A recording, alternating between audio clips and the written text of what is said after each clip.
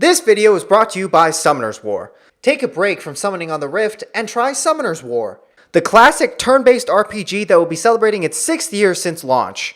For their anniversary, they will be giving away 100 free summons to everyone. Unlike solo queue, you can actually pick your own strategies in team comp to help you progress through the game. Collect over 1,000 unique monsters and play in the global PvP arena. With over 100 million downloads, Summoner's War is one of the oldest communities online.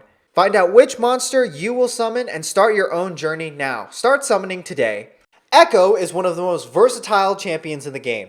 He's been played as a bruiser top, an AP jungle, and even sometimes as a bot lane support. But arguably the most fun version of Ekko is Ekko mid, where you go full AP and glass cannon. This version of Ekko, however, is not very popular right now as Ekko jungle is dominating. Ekko mid is considered too risky and easy to deny by pro players.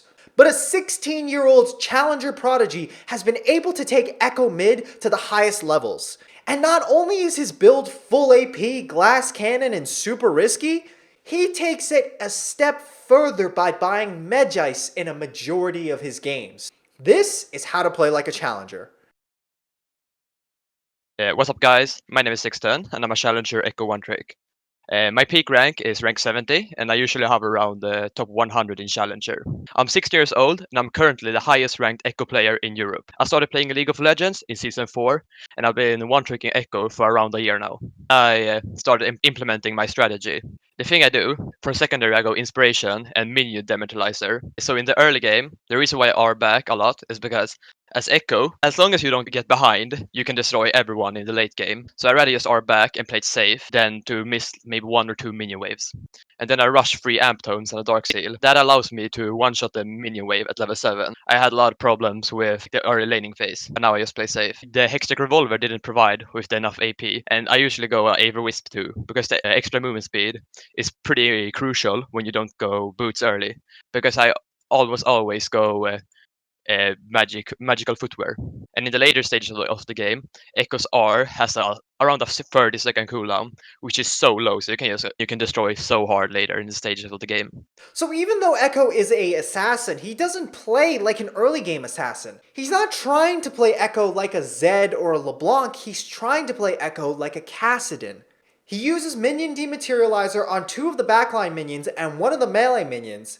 Once he has his core build of damage items, that's when he can run in with his ultimate as a safety net to be able to one-shot the backlines. Scale up and hard carry late game. Any assassin's biggest weakness is that if they fall behind early, they're not going to be able to one-shot people in teamfights, and so they're not going to be very useful going into the mid game. Let's take a look at the #1 Ekko player in North America. This Ekko likes to shove his wave early to be able to get priority in his lane. This allows him to be able to roam to other lanes like bot lane to be able to pick up kills from dives and skirmishes. When these types of roams work, they work very well and he gets very far ahead. But Sixten almost never roams on Ekko. Anytime he has free time in his lane, he will almost always go back to base. When you roam like this and you get 2 kills, that is a 10 out of 10 play. The risk is, if you don't get any kills or if you get killed yourself, that could be a 2 or a 0 out of 10 play. While staying in your lane and constantly shoving might not be exciting, it might not look cool, and it might not be montage worthy, it is safe, reliable, and consistent. And as they say, consistency is the key to climbing in solo queue. Sixten's farming playstyle is 8 out of 10 all of the time. Though he is one of the youngest solo queue players in Challenger, he is also one of the safest and most reliable. Instead of gaining a lead from risky roams, Sixten simply uses Ekko's wave clear and ultimate to be able to back more and be able to buy more. He uses Ekko's tools not to be able to get kills, but just to outpush and outfarm his enemy laner. Sixten might be 16, but he does not act 16 when he's playing in lane. His playstyle is filled with passivity and patience. Ekko is a pretty weak early game character, and especially in Challenger, people abuse him a lot, so I just try to survive. I go teleport and corrupting potions, and just try to aim at 90 minions at 10 minutes. You shouldn't really try to trade that much with Ekko, because he loses most of the matchups, and most of the time you just end up dying.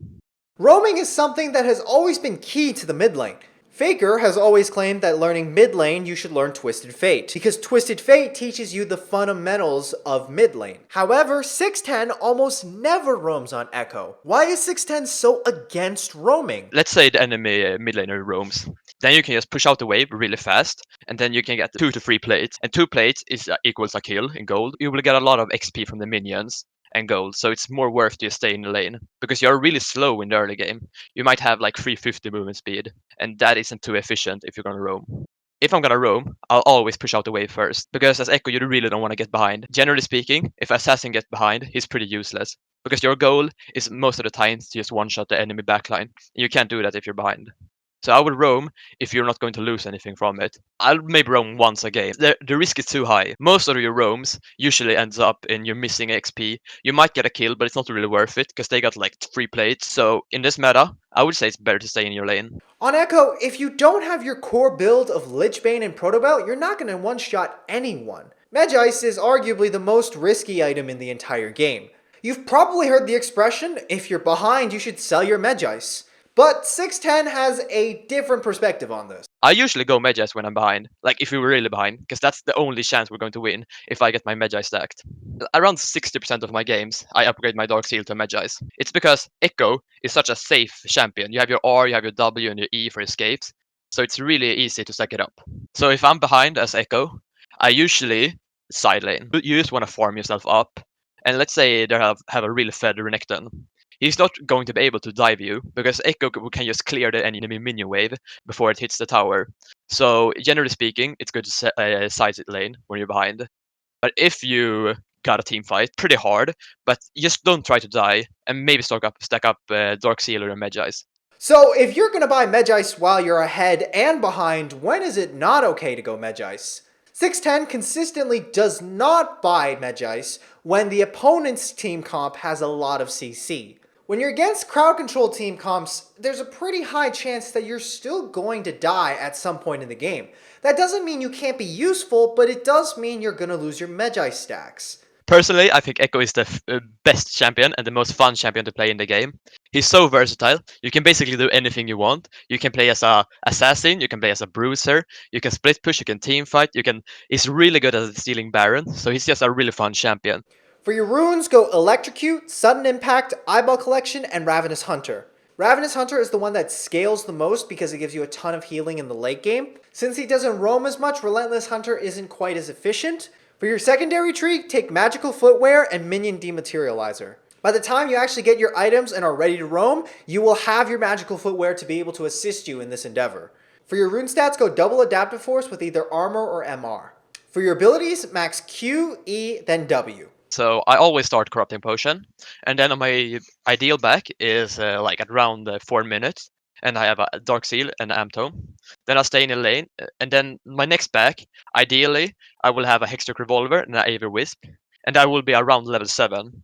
Then I can start one-shotting the minion waves. I will have a lot of movement speed, around 400, because I will have my Magical Footwear and my Aver Wisp movement speed. And around 10 minutes, it's the ideal time to get your Protobelt. But it usually goes around like 12 minutes. And then, if you can, get your Lich Bane around 18 minutes. As long as you have like 180 minutes at 20 minutes, you will have your Lich Bane. And then if you get your Rabba around 25 minutes, it's perfect, because then you can start killing everyone. I go full Glass Cannon. I never go Sonia's or Banshee's Veil, because Ekko is such a... His W and his R provides enough safety, so I'd rather go full damage. You can actually one-shot someone. Like late game is the most fun part of playing Ekko, because you can basically do anything you want. But the thing I usually do, you should try to use your Protobelt and your Flash to hit your second Q. For example, if you land your Q at the start, and then you E towards them, and then you can Protobelt behind them to land your second Q. But you can also use it with your Flash and your R. Pretty advanced, but it can like make or break the game. And I go for very risky plays because that's the only way you can get better at the game. So guys, thank you for watching the video. I appreciate it, and thank you DongHuaP for letting me be in the video. If you'd like to see more of me, then check out twitch.tv/Sixten_lol or on YouTube Sixten_lol as well. On YouTube, I upload 3 times a week, most of the time hype montages of some of my best plays. And on Twitch, I stream every single day around 3:30 Central European time. So yeah, check me out.